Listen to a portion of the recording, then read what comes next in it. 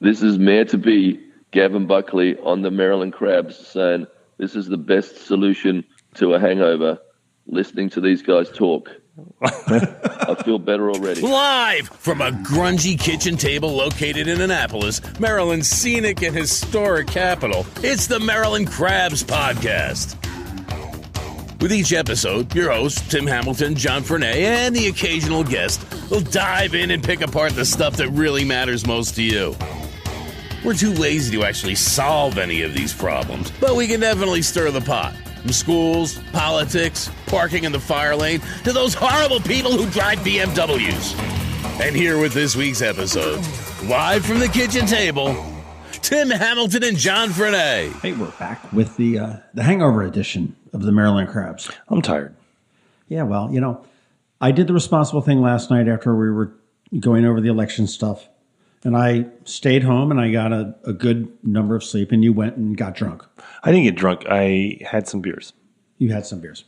You did go over to the Gavin Buckley soiree. I did, but in my defense, so the way we worked it last night is actually, this is a second, we'll be honest here, we'll tear it down. This is kind of a second take for us because we were doing some live stuff last night and it was just moving so slowly, and then everything came at once, like within 3 minutes. So there was nothing to kind of break down. So it was not the dramatic night I thought, data-wise, because it came boring. We had a number of people that called in, and we had some technical issues on some of the calls and whatnot. We spoke with Julie Mussog. Oh, and there's your phone right there. Speaking of technical issues. That's my computer. Right on cue. So, but we talked to some of the candidates, and we talked to some people that had called in, and we tried to do the call-in thing. We had a couple technical glitches that we learned from, so hopefully we'll resolve that next time we do it. So we did that. We met around 7, I think. So I had to drop my kids off at various places and everything, and I was rolling around town. So I actually swung by the Marriott. Well, it's not the Marriott Waterfront, but the Annapolis Waterfront Hotel now, and because that's where Mike's team was going to be. So I went. So I got there and there was no one there, and that was around 6. Well, that's probably close to 6 around there. So I actually texted them and he said that they were going to be there around 8. So I went up to Metropolitan, and the only one who was there was Scott Travers, who was Gavin's campaign manager. And he said, yeah, well, we're going to have a shindig tonight, stop by. So you and I went back, we did the podcast, and it just wasn't flowing. So we decided that we're going to kind of take another shot at it. And then you were typing away like a madman for Annapolis. And I said, I will swing by for a beer. And then all of a sudden it was like midnight. And then you texted me first thing this morning. Said, hey, what time you want to get here? I'm like, noon? But noon? Yeah. No, we're here bright and early. So okay, well, bright and early. That would be 10:10 on my computer. That's bright and early, man. I had to get my kids off to school, empty nester. Surprising election on any number of fronts. Well, okay, so you thought it was me closer. Let's talk about your predictions. Okay. Let's run down your predictions. I feel that I choked. I feel that I was totally wrong on, not totally wrong, but wrong on a number of them. I think when we first saw the numbers, because we saw the turnout numbers, and it didn't tell us voting, but it told us percent Democrats and Republicans. Right. And when we saw those, I think that kind of led us to we knew that it was going to go a certain way, and then at that point it was going to depend on crossover votes, which we thought would be the most present in Ward 8, and it still is. We'll talk about that in a second. It still is. We're going to get to that, but I had picked Gavin Buckley very close with Mike Pantelidis in that race. Now, in my defense, and I'm not making excuses, when I did write that column before the primary, it was totally due without knowing that Preserve Annapolis Now PAC was going to come out with the mailers. And I do think that they had an impact on that. They had a big impact. Steve Shu was quoted in the Capitol as saying, oh, yeah, no, they didn't have an impact. It's just people are pissed off at Trump. No, Steve, you're wrong. You know what? And last night was a huge sweep across the country in all the elections. The Democrats made out huge It was big.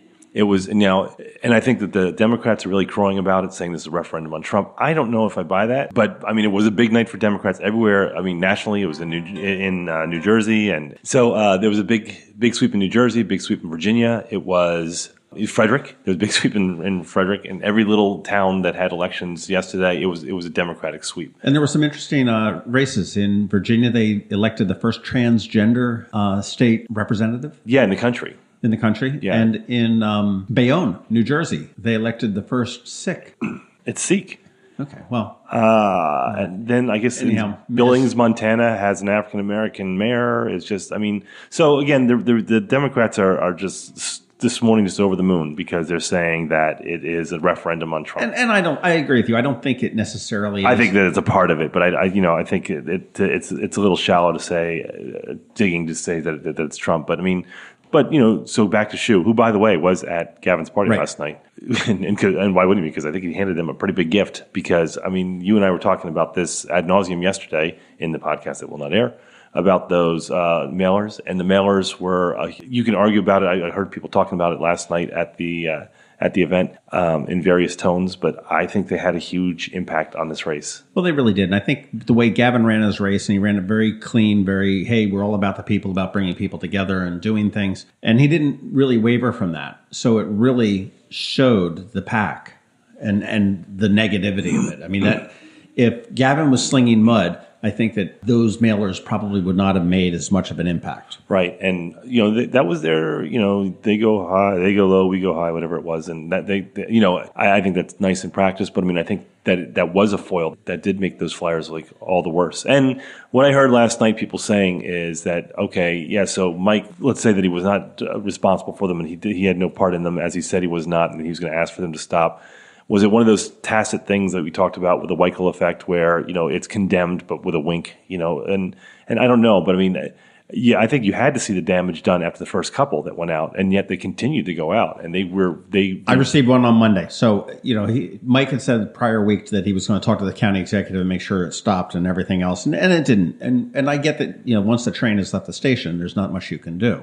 Well, I guess, yeah. I mean, when was that Monday mailer mailed? Probably Friday. Right, and they were very badly done. Yeah, I think the misspellings and the grammar and just the inflammatory speech and it was very clumsy. And that could have been by design too, to really hopefully differentiate it from being a campaign piece. I mean, Mike had the one that he went out with Gavin as a clown, and the Ferris wheel and everything.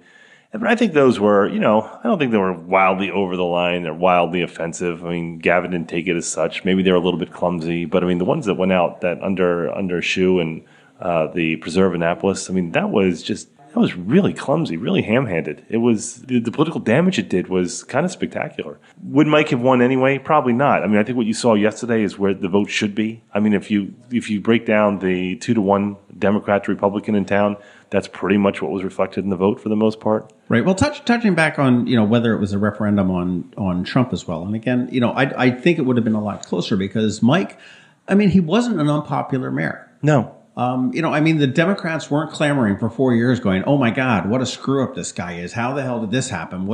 They weren't doing that. I mean, he was a decent mayor. And I've always said that. I mean, he was not controversial. He didn't take any really firm stands. He didn't screw up anything. He was risk averse. Yeah, absolutely. And which is probably exactly where he needed to be as being a Republican in a Democrat town. But I think that, and I think that would have been closer. However, I think the mailers did it. But the Democrats came to a very close total sweep of the city council. Yeah. So you called Regal. So, well, Ward 1, which I thought I agreed with you. With what? With Regal, and 2. Yeah. Well, on Ward 1, we had picked Ellie Tierney, and she won handily. And she won handily. I mean, I'm looking at the numbers here, and Larry Clausen got 35% of the vote to Ellie's 60%. 1,000 votes, 1,028 to 590 for. Larry was quoted in the Capitol as saying, "Oh my gosh, this is a horrible thing for Annapolis." I'm like, "Well, come on." Yeah, Larry. He did not go out gracefully. Yeah, and Larry. I mean, he didn't run a campaign. I can't even say he ran a good campaign or a bad campaign. He didn't run a campaign. I was not a fan, and I'll tell you why. And normally I don't do endorsements. I don't, I try and stay neutral. And now that it's all over, I'll say I was not a fan. Pretty much what he was saying about the business community, how he felt that they weren't carrying their weight, they weren't paying their share, that he was talking about another fee and tax for them. And rolling back the 2 a.m. licenses and everything else. I said, out of all the aldermanic candidates, he was one that I was not a fan of for that reason, because I think it's hard enough to do business in this town, and also you want to roll that back. He is pretty much everything that Ward 1 would represent that distaste. In Ward 2, that is still a close election right now, and we're going to have to come down to absentee ballots on Ward 2, which is West Annapolis. I had picked Kurt Riegel to win this by just a hair. Fred Payon right now sits ahead by 18 votes. Yeah. So that's pretty close. Fred Payon has 780 votes to Kurt Riegel's 762.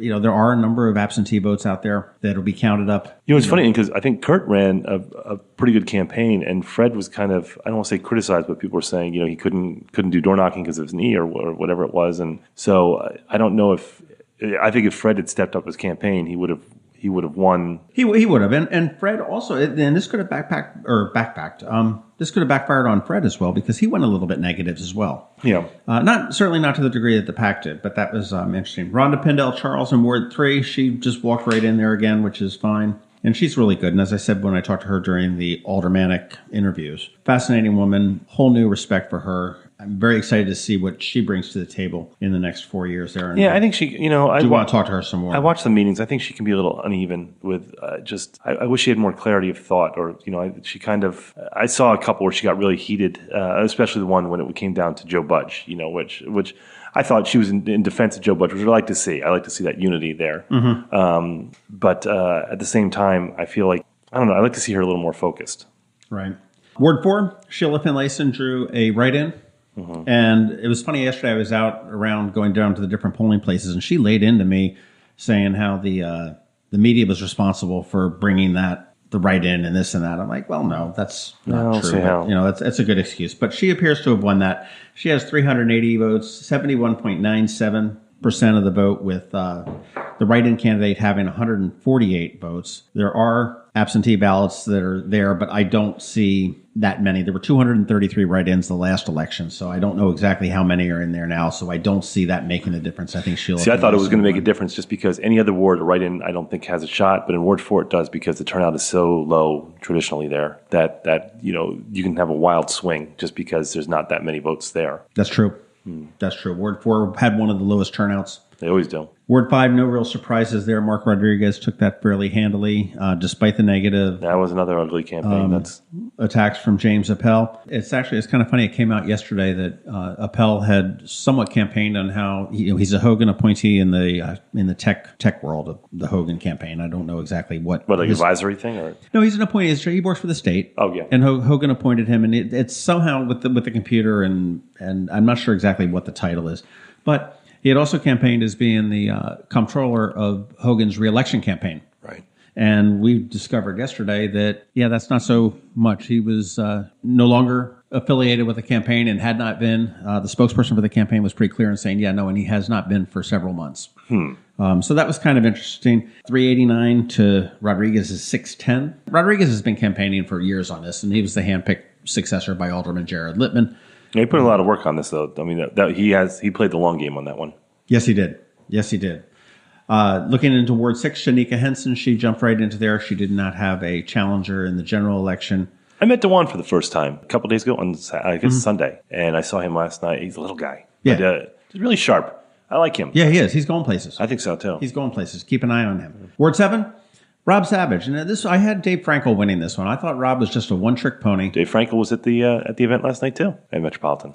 Was he? Yeah. That's surprising. Well, I always thought him as one of the reasons I thought that he could win that is that he seems like a Democrat light running as a Republican. So, and I thought that David had a lot of... that's sort of like the opposite of John Estel. He's kind of a Republican light running as a Democrat. I think David Frankel had a lot of good ideas. I think he had a more broad view of the ward in the city than Robin, his environmental stance and development stance. He was pushing that Bayside nickname, though. It was just kind of weird when he never really explained it. And he just kept coming out and says, hi, I'm David Frankel, and I'm running for alderman of Ward 7, Bayside. Yeah, no. And it was like, was that just like a nervous tick or something? What? Well, you know what? Here, quick aside. So I was talking actually to Scott Travers, that's Gavin's campaign manager, and he said he lives in D.C. I'm like, oh, we're in D.C., and he said it was in Noma.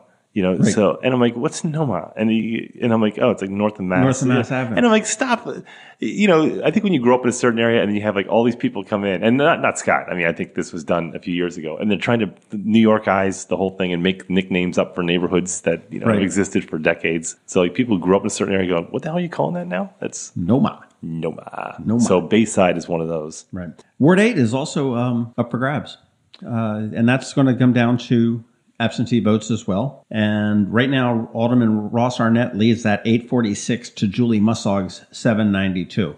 So that was the most interesting battle among the aldermanic races, just because, first of all, the Capitol endorsed Julie over Ross, which was surprising, just because, the Capitol generally goes down, for the most part, the party ticker. Sure. So, they got the endorsement, what they kind of surprised people. Julie actually, just anecdotally looking at the Eastport Forum, she had the support of a lot of women who were heavily, heavily Democratic, just ideologically and everything else. And they were pulling for Julie. Let's take a quick break. Mm-hmm. And when we get back, we are going to be talking with, in the very first interview since winning the election, Mayor-Elect Gavin Buckley. Yes. Good day. That was horrible, both of us. Whether it's Main Street, your street, or any street in the county that we all live in and love and call Anne Arundel, it's a special place.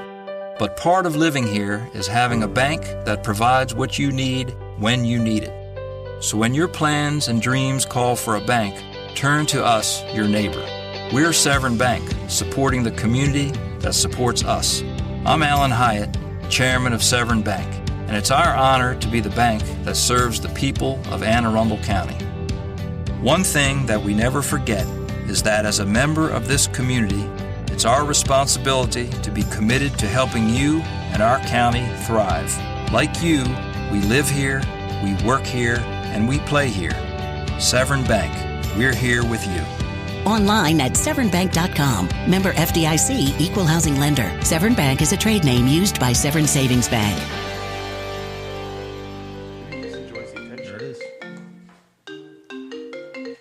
Papa John's Pizza, can I help you? Hey John, how you doing? Welcome to the hangover part of our call. How are you this morning? I'm hurting a little bit. Wait, are we getting pizza or what? I could use a pizza. Oh man! Hey, first off, we've got Gavin Buckley, Mayor-Elect of Annapolis. Gavin Buckley. Many congratulations on what was a spectacular win yesterday. I mean, I think it's only fitting that I'm on your show, seeing as you nearly lost me the election. We did not. Bullshit. We made that election. Think how boring it would have been. You're responsible for your own words, sir. Hey, I got to tell you that. So John, he calls me, he texts me one morning, and he goes, because I don't get the mailers because I live in the county. And he goes, did you see the mail today? And I said, no, I don't get the things. And he goes, yeah, we're kind of the topic of one of these attack ads. And I'm like, oh, he's going to be pissed at us. What are you going to do? Hey, at least we got people talking about Gavin Buckley, didn't we? I tell you, when I did my prediction on this thing a couple of, before the primary, I thought this was going to come down to the wire. Not many people thought that Gavin Buckley would beat John Astle. I had you in on that one. I'll take that win, but I thought it was going to be really close between you and Mayor Panelides, and I did not. So I was right. It certainly wasn't. I mean, can you explain the difference in the numbers? I mean, you garnered 60% of 61, almost 62% of the vote. I think that I've been building these relationships for years and years, and that's why we love this town. I think because we all kind of know each other, and it is, like I say, you can walk up Main Street and within a week someone toots their horn and knows you, and that's what we have, this great village. And I believe that our campaign was about that kind of village that we've been building for years and years. And then this, the way we conducted our campaign, I think it just brought people together, and that showed last night. So, was there any secret sauce or any special sauce that you had that really allowed you to connect to them?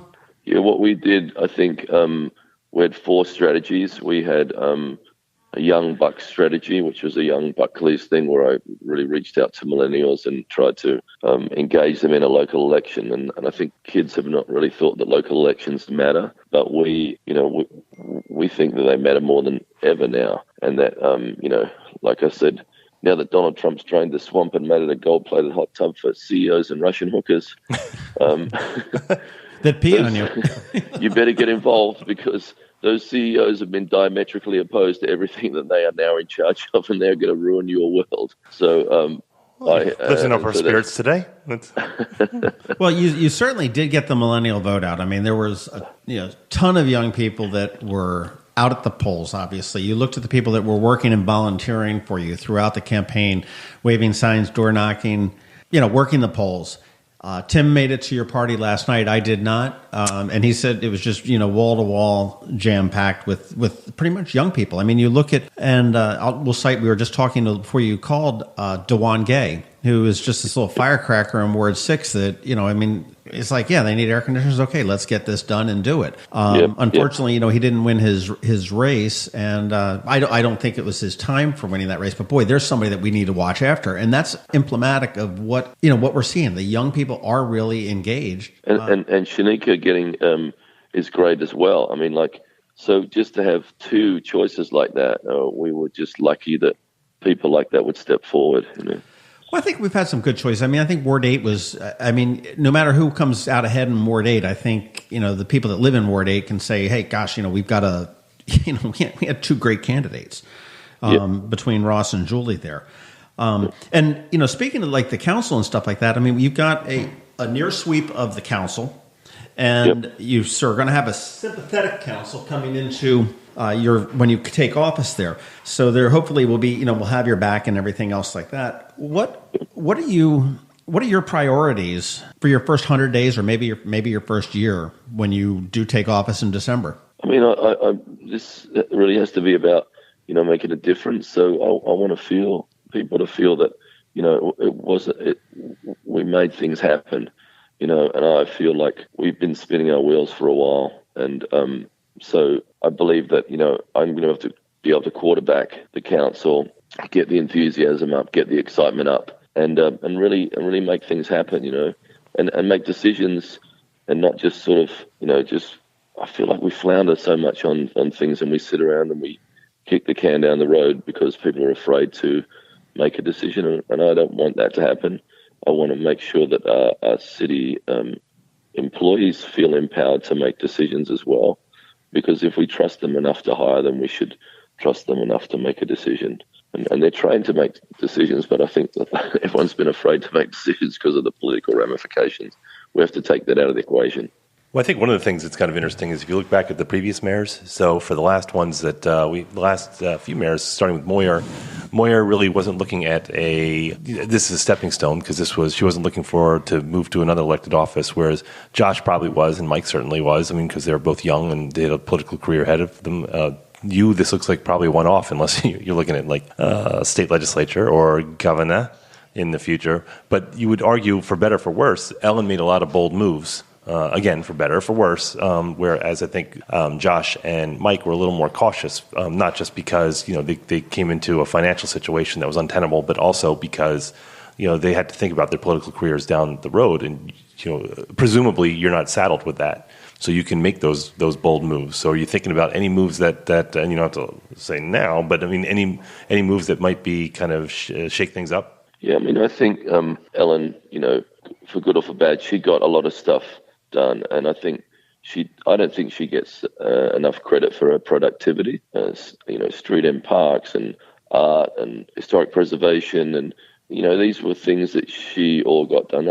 I know she gets blamed for financial stuff, but she, you have to look at the time she was in. She was there when everybody was spending. If you're going to blame Ellen, you can blame every banker and every car company owner. They all, before the financial crisis that led to the financial crisis. Ellen was a doer, and I'm not saying I'm going to do it the same way as Ellen, but, it's about being productive and making things happen. I hope to tick off a lot of boxes by the end of my term. What do you foresee any challenges politically or personally coming your way? Certainly running a government is not like running Tsunami Lemongrass and no murals painted on the front of City Hall, okay? Did you learn your lesson on that? First thing I'm going to do is make sure we get together with historic people and just give them assurances that I am a preservationist, and that's what makes us special, our historic district and our beautiful water. But they're also our biggest challenges also, I say this about especially the water, we could be underwater if we don't start addressing these things really soon.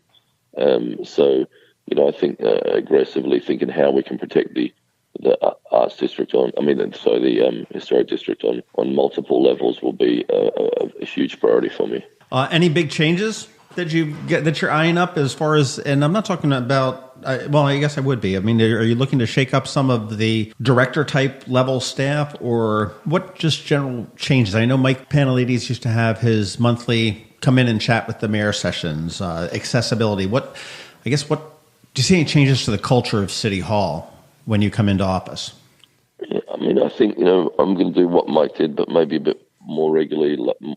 I'm going to try to rotate between coffee shops in the city and just have chats with people in coffee shops. I think you can solve a lot of things by getting people around the table. On the department heads, I've tried to reach out to everybody and say, look, I'm not a guy that's going to come and, come in there and tear things apart. I think lots of the guys have been doing their jobs, and I want to let them feel more confident in doing what they do. So I'm looking forward to sitting down with all of them and getting their ideas and, making sure that they want to move the town forward too. It has to be people that want us to get better, and so we have to take a long, hard look at our reputation and try to reverse that, because we have, not a great business-friendly reputation. We don't have a great, reputation in permitting. And but I think that we can fix that if we all get together. This campaign got ugly. It did toward the end. I mean, down to the point where they dredged up that horrible time in 1990 when you screwed up balancing your checkbook and bounced a check. In Florida, I think you can get one of those things for $100 check. I don't really even remember that, but the fact that they would dig that up is a bit sad. It's true. But you kept your campaign totally clean the whole way. I mean, you never, and to the listeners here, I was dumped with a boatload of information on you, and we had this conversation. Well, on everybody, let's be honest. Yeah, we had the conversation with the check and everything else, and it was like, okay, well, this is, and I really saw it as not a whole lot. You're in a volatile business, owning restaurants. I mean, it's not a very simple business. It's very complex with any number of different moving parts. And, throw in the worst recession any of us have ever seen in our lives. And, you can understand that things happen because you have taken risks throughout your career. Whereas somebody that's sitting there safe in a corporate job that just receives a paycheck certainly doesn't have that kind of risk. So, but it's very laudable that you turned around and kept that clean. I loved it when, everybody's getting the Gavin Buckley as a joke or mailer. The same day they get the nice one that folds out with the city of Annapolis, and in the end you've got Ben Eisenberg and Darren and you and several other people saying, "Hey, it's all about the people." Coming out of a divisive national election last year, I do believe that many of the voters, and hopefully you agree too, but saw that and really appreciated the clean campaign that you and actually most of your compatriots in the council. On the Democratic side of the council ran. I mean, I thought that was very refreshing. I think people are sick of the national stuff. It's hard to watch the TV now because you don't want to. It's just so divided, and I don't think people want that. I think people, we're neighbours, and your neighbour might be a Democrat or a Republican, but they're still your neighbour. And I think that we've got to stop hating one another because we have a different opinion. It's not healthy to just surround yourself with people that have the same opinion. You should be able to talk about things and agree to disagree and have a laugh at each other's position, but not this hateful stuff. And so I think that really backfired, and I think that somebody hurt Mike on that stuff that they sent. And I'm sure the people that are sending all that information are not perfect themselves. True. True. Have you put County Executive Hsu and Delegate Kipke on your Christmas card list? No, I saw Steve Hsu. Steve Hsu came to the rooftop last night. Yeah, he's there last night. I bought him a beer, and I've said I'm looking forward to having a bromance with you. And I don't ever take that stuff, personally. I like the Peter Franchot model. You've got to reach across the aisle. We're all in it together. We want to get stuff done. I don't care if it's the Democrat or Republican who gets it done, as long as we get it done. All right. And I'll tell you, as we start to wrap up here, in our debate, Dr. Nataf had asked you to evaluate the promises of Mike Panelides and how well you felt he did on honoring them. And throughout the campaign, you've made some as well. And I guess it's our turn, really, to ask you, how are you looking to honor them? But honestly, Gavin, listen to this, in particularly this for an promise. ice ring and a holiday market and things that get people down to the dock. But my big announcement, which is not so big anymore, is imagine a Ferris wheel downtown. Yeah, I was just busting. And, I said Ferris wheel. And the name for the Ferris wheel is called Eye on Annapolis. Oh, you're so... There you go. Are you going to honor it? Oh, I couldn't hear it. I'm sorry. Oh, it was the Ferris wheel. You're going to call it Eye on Annapolis. I would encourage him, Gavin. I'll tell you. Like I said, you got me in trouble. You nearly lost me the election. That was not us. No, well, it's so funny because, I mean, I thought that was a great joke, and you even nearly busted the joke when you said beforehand. That's what we said. And I said, you've taken the steam out of my joke. Well, I think Jimmy Davies needs to print up those T-shirts he had on last night and sell them. Build the wheel. And for all the people that have been scared by that, I didn't. They started it, and I just joined in. I didn't start it. That is great. Well, I'll tell you what, we're going to let you get back to bed. Hopefully you're still in bed sleeping off this the victory from yesterday. Mayor-Elect Gavin Buckley, who will take office the first week in December. So you've got about 4 weeks to put together a transition team and get an idea of who's going to help you run the city of Annapolis for the next 4 years. From the Maryland Crabs, many congratulations and best of luck. Great. Always love being on your show. Thank you, guys. Hey, Gavin, thank you very much. Congratulations. A win well-deserved. Good luck in putting together your team, and we will definitely be talking to you as you go forth in the next 4 years. All right, I'm excited to back when you're not mad at us. Promises and deliver. So, awesome. All right. Thanks, guys. Thank you, Mr. Mayor. Cheers. Bye. Thank you. Bye. See ya. Bye. Of all the ways our customers can describe us, nothing means more than being their favorite. Zachary's is the gold standard in customer service. This is the absolute best jewelry buying experience of my life. The annual holiday party for their customers is beyond a memorable experience. They have the most exquisite jewelry, and the store atmosphere, it's the best around. They listen, and there's never any pressure to buy. We've purchased fine jewelry from different big names in the Baltimore area, but we were treated like family at Zachary's. You'll not find a nicer group of people. They have my business for life. Best in Annapolis is simply not enough. Zachary's has been a part of many of my life's best memories. After it's all said and done, there's one jewelry store that's my absolute favorite. Zachary's. Online at zacharysjewelers.com. More than a jewelry store, a jeweler.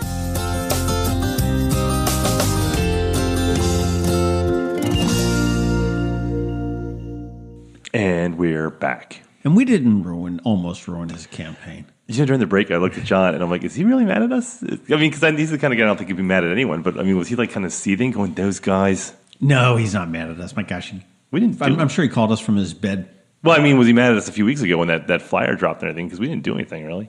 I mean, you know, we do some stuff sometimes, but... No, I mean, hey. You know, he said it. He's going to learn to have to grow some thick skin if he's... Well, he is. And in all fairness, like Jimmy Davies was wearing that, like we were saying, that Ferris wheel. Yeah. So, I mean, we did him a favor, frankly. You know what, Gavin? You're welcome. That's right. He owes us. That's right. We expect the royalty check. Yeah. So God knows we're not making any money elsewise. I know. We're responsible for it. Yeah, that's the thing, too. If you want to advertise with us, reach out because we got some spots available. Reach out. There's a song about that. Reach out, right? I am so glad that this is just about over.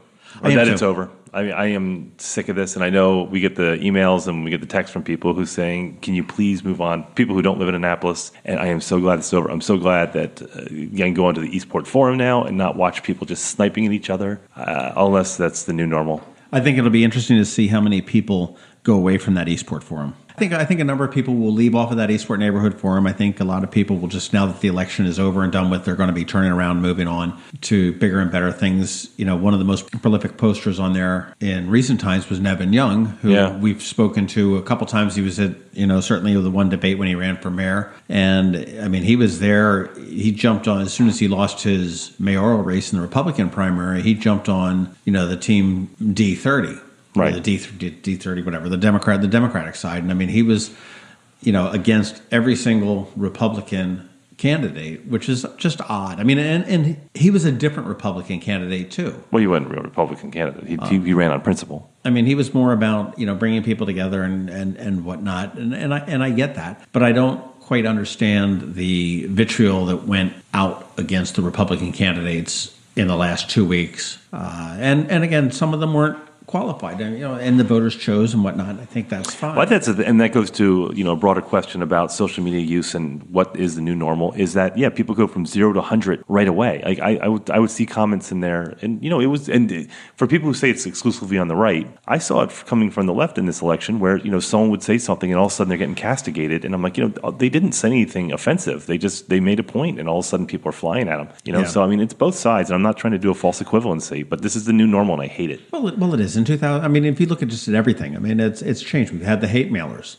in 2013, the Democrat side. Yeah, I mean, this lack of civility and everything, I mean, a lot of it's not new. I mean, it has existed. It's just, it existed in certain pockets. Like, now it's everybody. It's not just in certain individuals. It used to be anonymous, and now you say, well, I know the people on Facebook, so I'm not going to say something that I wouldn't say to their face. And now people are saying things to each other on Facebook who they know. I saw people who knew each other who were kind of at each other's throats. And I was kind of joking, going, Wednesday's going to be a little uncomfortable on this forum. And that goes for all of America. I was just, that divide is just, the incivility is the new normal. Well, it is. It is. One thing I have to, I sort of snickered at yesterday, and I think we mentioned it a little bit last night. The Action Annapolis. They say they're impartial. They don't do whatnot. And they came from the Women's March. Of the Women's March in Washington. There's been a bunch of splinter groups here locally. Yeah, you've got Surge Anne Arundel, you've got Action Annapolis and whatnot, and they put on a couple of very good events and whatnot. But I thought it was funny when a supporter of a particular candidate would come in and say, "Hey, look, here was a endorsement by the Capitol of my candidate," or something like that. They would immediately respond, Action Annapolis is a nonpartisan group. We don't believe in, we just want to, present the thing, which is fine. However, yesterday I had to laugh is that they were all of a sudden with Arundel Patriot. Right. They were, which is not a bipartisan group. They're not, or a nonpartisan group. Arundel Patriot is decidedly very left. I mean, they're targeting pretty much every Republican, whether it be Steve Shue or Mike Perutka or, and I'm not saying they're wrong in what they're doing, but it's they're decidedly on one side. And then I thought it was funny that Action Annapolis came out as their big election day people running around with the mics, and we're here for the Arundel Patriot. Well, I think it gets to be an incestuous relationship, even in a town this size. I mean, like we like to say that you always say you're unbiased. Like I am not affiliated when it comes to political party, but I lean left, sure, but not too far left. Sure. But I mean, but then I can see some points on Republican side as well. But water finds its own level, and I think look at Red Maryland. Red Maryland certainly they have a right bias, and they are not shy about that. And that there's something very honest about that. I think that Action Annapolis is one of those groups that say, well, we're not biased. You go, well, you're not really. I mean, which is fine, but I mean, don't kid yourself. True. And I think a good comparison to Red Maryland would be the Arundel Patriot. Right, yeah, they're the flip side to that. In that, I mean, they're not quite as extensive and large as Red Maryland, but again, Action Annapolis aligned themselves with that. So I thought it was just very interesting there. Yeah, because it's not. I mean, because they're kind of blurring lines between are they a news organization or are they a political movement? It's like Breitbart. Breitbart, they claim to be a news organization. I'm not banging on them, but they're not. They're a movement. Some say, well, the mainstream media. Well, they're not, because even if they're giving favorable coverage, they're not pounding the drum. Fox News is simply the media arm of the Republican Party, and they say that they're not. They're unbiased. And I'm saying at least be honest about it. The Daily Show certainly is that. That's not news. That's parody. But they are certainly left wing. I mean, to the far left. And people would say that maybe 2 years ago when it was Jon Stewart, and they'd say, well, you have Fox News on the right, and you have MSNBC on the left. Well, that wasn't true. You had Fox News on the right, and you had the Daily Show on the left. That was there. Right. And I think you see that on a local level here too. You can't put your biases aside. You say you can, and I think we're the same way. You try as best you can. I mean, I try. When we had Mayor Panelides and Gavin Buckley both advertised with me on Annapolis, and I told them all from the beginning. I said I got in so much trouble if I listed Ehrlich in front of O'Malley. I had a bias toward Ehrlich because he was listed first, despite the fact that it was alphabetical, right. And whatnot. So when we do promote and say stuff about the candidates on Annapolis or the All Annapolis page, it's strictly just the facts. It's like, hey, Mike Panelides is running for mayor of Annapolis. Here's his link to his website. Learn more about it. Be an informed voter. And we try to do that. Well, I thought it was very cool that Gavin called us this morning. Yes. And he called back after we hung up with him. Yes. And what did he say? He said that he had tragically, he had an uncle with whom he's close, that he passed away in Australia. So he is flying back tomorrow, I believe, which would be, by the time you hear this, it's Thursday. So he's leaving on Thursday for a day-and-a-half trip down to Australia for the funeral, and he's giving the eulogy, and then he's coming back, I think, on Monday. But I think he said had he gone down to see his uncle, I think his uncle, he probably lost the election and he wouldn't have been there in time. So I think he wanted to let everyone know that he's not skipping town. He's not elected mayor. And then I've got it. Now I'm going back to Australia with it. So then come January, everyone's going, is he showing up to work or what? But so we extend our condolences to the Buckley family and he's being a good nephew and flying out there. So absolutely. And we had, let's be honest with you, we had hoped to speak with Mayor Panelides this morning as well. And prior to the election, I saw him personally, spoke with him, and said, "Hey, win, lose, or draw?" He says, "Absolutely." He said, "I'll be a little bit tired." I said, "Call from your bed, call from And rightfully so. I mean, running an election beats the hell out of you. They all looked exhausted. I'm not even kidding. I saw Scott Travers, who was the campaign manager for Gavin, and Gavin was energized last night, but everyone else just looked exhausted. It's a lot. You live and breathe this for 6, 7, 8 months. I've heard that it says that an election will take 2 years out of you. I don't know how they I'm tired that, of talking about it, and after this, I don't want to talk about it anymore. This has been, for us. Like I said, we record these and then edit them, so I have to listen to these twice. And we never talk about the Annapolis elections. I mean, in 3 years, we'll be all geared up for it again. But right now, I'm sick of it, as is everyone else. Right. Well, I'll tell you, like I said, Mayor Panelides was supposed to come in or not come in, or call us in, or speak with us this morning. Win, lose, or draw, and we haven't been able to get in touch with him. Well, maybe. I mean, he's probably flying around and kind of wrapping everything up. So I'll give him the benefit of the doubt. He's got a little bit of but you want to know what the questions I came up with were? Yeah, go ahead. You want to answer them for the mayor? All right, let's see here. Go ahead. What would you have done differently in this campaign now that you've got it behind you? Good question, John. I would call Steve Shue and tell him not to send out the flyers and to stay out of my business. What do you think were the strong points of your campaign? I think it Was that a good question? My suits. He dresses very well. Well, actually, he's got to lose the Dockers and just wear. I think he's got to switch to a suit, like a proper suit. Okay. But he debated very well. Let's give him credit. He debates very well. He's the best debater out of all of them, hands down. No one came close. He had clear points. He had. He stuck to the question. He answered the question. He was a quick thinker. But, I mean, he was the best and most prepared on all the debates. Oh, I agree. That's when I knew, when I went to the League of Women Voters and John Astle in that debate when Mike was poking at him, I knew that John was not going to win. Not going to be the candidate. Was that debate. Because he didn't get credit for it because it was not a pro-Mike crowd. Mike won that debate. It's true.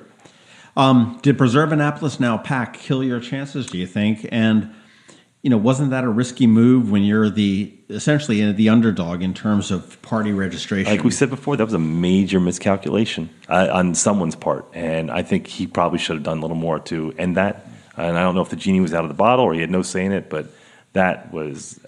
I think he probably would have lost anyway, just because he didn't have all the things that were going in favor for him from the last election, and it's very hard for a Republican to win in this town. But those flyers certainly didn't do him any favors. They were a bad idea. Right. Okay, Mr. Mayor, what as you look back on your 4 years, what do you take from 160 Duke of Gloucester Street as your finest memory of your past 4 years? I think it would probably be my interaction with the Maryland Crabs. I just think that they were insightful and articulate, creative, credible asset to the city. Absolutely. So I would definitely say, hands down, probably my interviews and my time spent with the Maryland Crabs. Don't forget, we were the impetus behind one of your most successful mailers. That's right. Yeah. We blundered into. Hey, with the national Trump backlash, you brought in Jerry Wozwiak, who was Trump's Pennsylvania guy, to run your campaign. We've seen it over the years that, quote, foreigners typically can't run our local elections. They're a little bit odd. Not sure what it is, but we saw that with John Astle when he brought his import from South Carolina and he lost the primary. We've seen it before. Last time around, you had a local guy in Brandon Wright running the show in 2013, and obviously he did okay because you won. Granted, it was only by 59 votes, but not a lot. Why did you change this year? Why did we go with a with a former Trump campaign guy. Do you think it's local? So Scott Travers is from Frederick, but he lives in D.C. I guess that'd be kind of close enough, right? To be local-esque, local-ish. Because every area thinks that they're unique. We're unique as far as our market positioning and everything. But, I mean, we have some very specific issues that I think that a lot of towns don't. Historic preservation is certainly one of them. The balance between business, residents, and tourists is certainly another. The public housing, we have some of the highest percentage of public housing, and being a small town is right on top of a very affluent population. So, I mean, every town thinks they're unique, but we have some very unique issues that maybe an outsider doesn't quite get. So, I mean, I think that would probably be look at Mike's campaign and break it down to its elements. He had a very strong message the first year, which was you're getting out of character. You're Mike, remember? Yeah. Well, look at my campaign. My campaign, but I don't know. It certainly didn't help. I mean, I don't think he ran a bad campaign. It wasn't, Right. So there's no glaring area going, what the hell were they thinking? I don't think it was a bad campaign. You usually there's strength in incumbency, but I mean, you 2.5 to 1 underdog. Yeah, as far as registration, plus there wasn't a real mandate for your election to start with at 59 votes. Right. Hey, speaking of Senator Astle, if you Wednesday morning quarterback, had he been successful in defeating Buckley in the primary, do you think he would have won this election? Or do you think it would have been closer? No, I think he's still running against that same 2 to 1. So I think there's a natural your voters are going to fall in a certain place. Water finds its own level. So I think you would have still had that. I think the election would have been nastier. I don't think that I think John would have hit back harder. So I think the flyers that we saw would have been on both sides. Right. Because they were ready for that. We talked to them, and they were ready for a war. Okay. And my last question to you, Mayor Panelides. After sleeping for a few days, what's next for you? Is it back to Vocus, a run for County Council District 6, delegate, a position in the Schuer-Hogan administration, or are you just heading to a beach in Tahiti with your girlfriend? I am going to start a business with Robert Eads.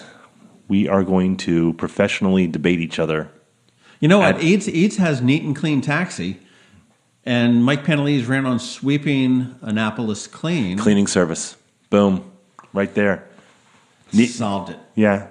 Absolutely. I am going to miss those exchanges, though. The Robert Eads, Mike Panelides exchanges. Oh, he's not going anywhere. Yeah. No, but I mean, the two of them had a great dynamic. They did. They did. It was awesome. They did. Well, the last couple of questions, those were the questions that we had hoped to ask Mayor Panelides had we been able to get in touch with him this morning. Those were serious questions, not so serious answers, but that's okay. So we just had a little bit of fun. Do you know the worst part, though, we were talking about this off air, is that he's out of a job, which is I don't take lightly. Because, if you look at, Ellen, certainly, she was retired, so she took this. So, if she had lost, it's not a big deal. He'll be fine. Josh Cohen was out of a job, too. Yeah, well, I was thinking about that, though, is if you told me saying, hey, we're going to have, in 6 months, we're going to decide if you have a job or not, and you have to fight to keep that job. It's not like Gavin. If Gavin, you're voted off the island, right? If Gavin had lost, it's not a big deal. He's a restaurant sell magnate. Some more sushi, yeah. So that's fine. But so that's got to be one thing is losing the election. The other is going, Jesus Christ, I gotta brush up my LinkedIn. You know what? Yeah. So I hope he lands on his feet. He's a good guy, but he has a good resume. Yeah, I mean, Mayor of Annapolis. I mean, that's something that he can take to the bank, and it's. It's a good thing. I think he's got a pretty good political future ahead of him. I mean, he's really, really refined himself in the last 4 years. Oh, my gosh. I mean, we talked about this last night, just the difference between him running a city council meeting the first couple month to the last. Passing notes to aldermen. Yeah, so, I mean, he's really refined himself and gotten the hang of this. I think he's got more political offices in his future. I do, too. I do as well. And actually, I do want to throw out, in all seriousness, to the mayor, because we know he listens. And I want to thank you, because I think as far as being accessible, being honest, being willing to talk the difficult conversations, and both that's through the Maryland Crabs podcast as well as for Eye on Annapolis for the past 4 years, from the days in the old rec center that you sold, counting the votes and everything else, you've been a good mayor for Annapolis. Yeah, and I think everyone should appreciate that. And certainly, I appreciate your service and what you've done for it, and I do thank you for that, and wish you the best of luck. Yeah, and he'll land on his feet pretty well. Well, that should wrap up our hangover edition of the Maryland Crabs podcast, I would think. And all of our election coverage. Let us not talk about this anymore. I'm tired of elections. For Annapolis, yes. Get a hold of us, and how can they do that, Tim? Well, they can find us on Facebook. We've got a page, and we've got a group. You can find us on Twitter, at MD Crabs Podcast, at Annapolis, at Tim Hamilton 47. You can friend us on Facebook. We're friendly sort of guys. You can subscribe to us on Apple Podcasts or Google Play. And let's see, we're maybe on Spotify. We were talking about that last night. John's been working on that, so we may or may not be there. Subscribe, of course, because if you just listen to us on YouTube, which you can also find us, that's great. Or you can listen to us on Facebook, but you want to make sure you don't miss anything. So when you subscribe on Apple Play and Google Plus or Google Play, we get delivered right to your device, so you don't miss a single thing. Because we have our episodes that come out every Thursday at noon, but we also have our crab cakes that come out occasionally. We're going to try and ramp those up too. So for more content, I've got a crab cake in the works. I'm going to talk with Mission Escape Rooms in Annapolis. Cherry, yes. Mr. Purple Cherry. Yeah. Not Purple Cherry. Just That's Mr. Cherry. Just Mr. Cherry to you. But we're going to be talking to them. And also, check out the Eye on Annapolis Daily News Brief, which is a daily podcast that I produce every morning, Monday through Friday. Had a little bit of a tense moment a few moments ago when it wouldn't upload, but it's up there now. And I'm sitting here working on my computer at the same time we were waiting for the call, and John gets a little testy when he gets under pressure. Gets a little bit cranky. But yeah, subscribe to those. Subscribe to the Annapolis podcast too. Scott McMullen is a lot of fun. He's running for county council next year. Yeah, and more power to you with Josh Cohen. That's the Energy podcast, and we have the Annapolis Pint. Naptown Pint. Naptown Pint, which is Liz Murphy, it's Naptown Pint Cast. That's right. She's playing on her little brand there. Right. Is good. And Elvia Thompson with Green Drinks. Oh, yeah. It's Annapolis Green. Good. We'll be doing one. She hasn't gotten it up yet, but we have spoken with her. So there's going to be lots of new cool podcasts that are out there. Yeah, and if you're looking to start a podcast and you want to see how we do it, and we're not telling you how to do it, we're just going to show you how we do it. We'll help you out because we want to see more podcasts around town. Give us a shoot. Email us. Give us a shoot. Tweet us. Give us a shoot. Shout. Yes. That's Canadian for shout. Shoot. A boot. It's a boot. We have to get in a new language thing. We've got a new mayor. Yeah, you got to work on your accent. It's horrible. Alrighty, that's it. We will see you next week, and we don't know what the hell we're talking about, but it won't be not elections. This has been the Maryland Crabs podcast with Tim Hamilton and John Fernay. Sure to follow them in all the regular places: Facebook, Twitter, YouTube, and online at themarylandcrabs.com. Take a moment to rate us on iTunes. Now, get the hell out of my kitchen. Seriously, go! You're still here? It's over. Go home.